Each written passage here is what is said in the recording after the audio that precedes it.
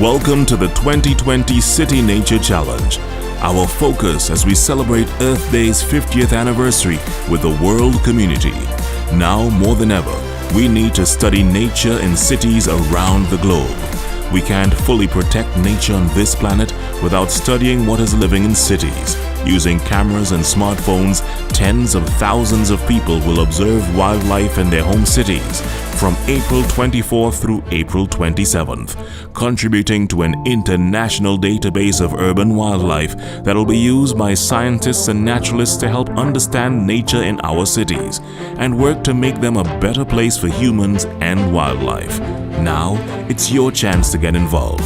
Just imagine how many observations we can all make together. Go to citynaturechallenge.org, then take pictures of wildlife and upload them to our global database using iNaturalist or your city's preferred platform. Watch as experts all over the world help to identify your observations. Join the 2020 City Nature Challenge or follow along and see how we can work together to change the world.